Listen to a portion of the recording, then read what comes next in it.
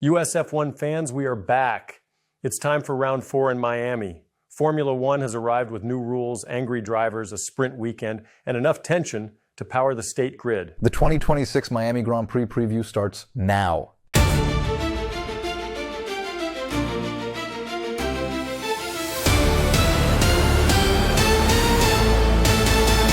Welcome to the United States of Formula One. Follow us for more F1 coverage. Now your hosts, Nikki and Cookie. Take it away, boys.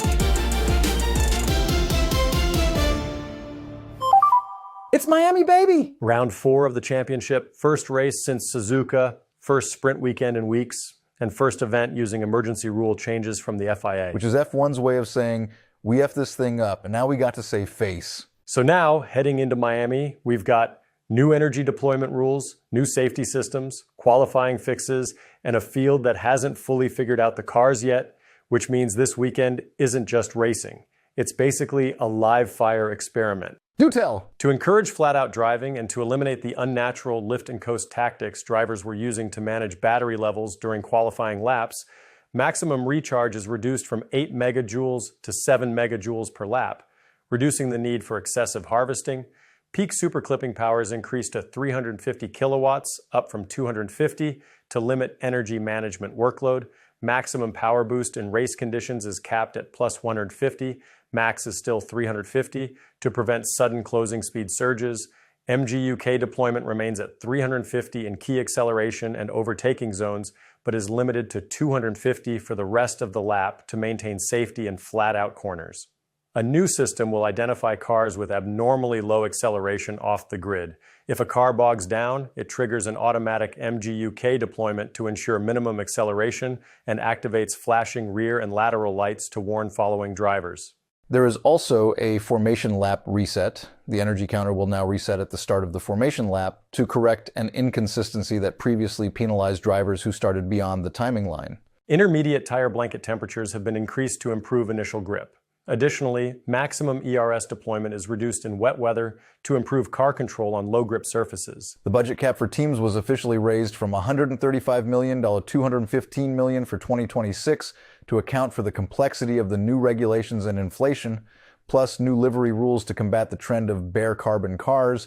New rules require teams to cover at least 55% of the car's surface with paint or stickers. That's the rule changes, but what about the actual race? It's a sprint race weekend. Now, you love the sprint races. What's this weekend's schedule look like? The sprint format. More action, less practice, more mistakes. Friday, practice and sprint qualifying. Saturday, sprint race and Grand Prix qualifying. Sunday, what we all came for, the 2026 Miami Grand Prix. The sprint is where drivers take risks they wouldn't take on Sunday. One bad setup on Friday can ruin the whole weekend. One mistake in the sprint can wreck your whole Sunday. This is perfect conditions for drama. And where's this drama going to take place, Nikki? The Miami International Autodrome. Track stats you need to know. Lap length is 5.412 kilometers. Or 3.362 miles for those of us with a flag on the moon. It has 19 corners, and the sprint race will be 19 laps covering 102.828 kilometers. Or 63.89 monarchy-free miles. The Grand Prix is 57 laps covering 308.326 kilometers, or approximately 52,400 Ford F-150s lined up end to end. Nice stat, Nikki. Miami rewards straight line speed, traction out of slow corners, heavy braking confidence, tire management, and heat. It also punishes mistakes. The walls are close, the temperatures are high, and safety cars are common. The only thing hotter than the heat might be the Mercedes garage. Is Antonelli about to dominate another weekend? Or is he going to have a harsh reality check? You know my boy 3PG isn't going to let him run away with the championship without a fight. Antonelli, the 19-year-old Mercedes driver, has won back-to-back races at China and Japan. At Suzuka, he dropped back early, then recovered to win by 13.7 seconds. He now arrives in Miami as the championship leader, youngest points leader in F1 history, the hottest driver in the sport. But can he handle the pressure? Because leading Formula One is one thing, defending that lead under sprint weekend pressure is another. If he wins again, the title talk becomes real. I love George, and I don't think he'll lay down and let Kimi run away with this thing. But I wonder if Toto will let them race, or is this a number one driver versus a prodigy situation? What about predictions? Who wins? Who survives? Who loses their mind? Do you have any sprint race favorites? Obviously, you have to think Antonelli. He has the momentum and Mercedes pace. He will be hard to stop. but his teammate George Russell also benefits from Mercedes' pace, plus 3PG has consistency and experience on his side. Oscar Piastri, after finally starting a race, gets a P2 in Japan. This might just be the start of my papaya figuring this new car out. I like it, but don't sleep on Leclerc. He finished second at the last sprint race in China. What about for the Grand Prix? What team has the best chance to win? Mercedes, obviously, but I think Ferrari is still the closest challenger.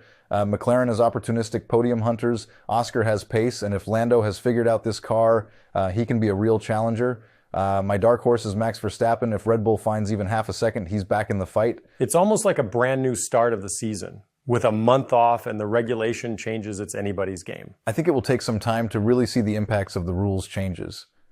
I'm not sure how much teams really got done. It's only been a week since the FIA made its ruling. It's just nice to have racing back. Yes, definitely great to get back to racing. I love that F1 is back, and I love you.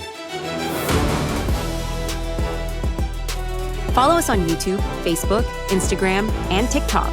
Join us next time on USF1. Give us a like and subscribe. Copyright Brugman, Media Limited. See you next time on USF1.